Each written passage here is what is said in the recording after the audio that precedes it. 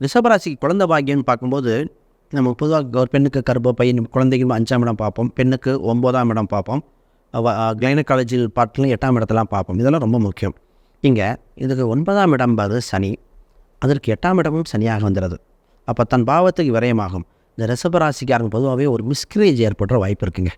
ஒரு கருச்சிதைவு எதிர்பார்த்தோம், மிஸ் ஆயிடுச்சு, 4 நாள் நின்று போனது. ஆண் பெண் இருவருக்குமே இந்த ராசிக்கு ஃபஸ்ட்டு குழந்தை தாமதம் அதிக ஏற்பட வாய்ப்பு உண்டான நிச்சயமாக உண்டு. ஆண்களுக்கே மொட்டலிட்டியோட ஸ்பீட் லெவல் மாறுபாடு. 3ஆம் இடம் சந்திரன், அங்கே விரைப்புத்தன்மை அதிகமாக இருக்கணும்.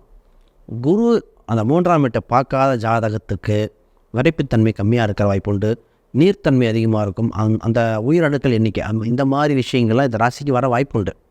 ஆனால் இந்த ராசியை குழந்தைய இல்லைன்னு சொல்லிட முடியாது, பொதுவாக ஒதுக்கிடக்கூடாது. இந்த லக்னம் மணிப்பு தேவை. ஆனால் அதனால் அந்த குழந்தைக்கு தாமதப்படுத்தக்கூடவே கூடாது. இந்த ராசி நிறைய பேர்த்து பார்த்திங்கன்னா சொல்லியிருப்பாங்க, அவன் நின்று மிஸ் ஆனது கொஞ்ச நாள், இதெல்லாம் இந்த ராசிக்கு தான் வருது.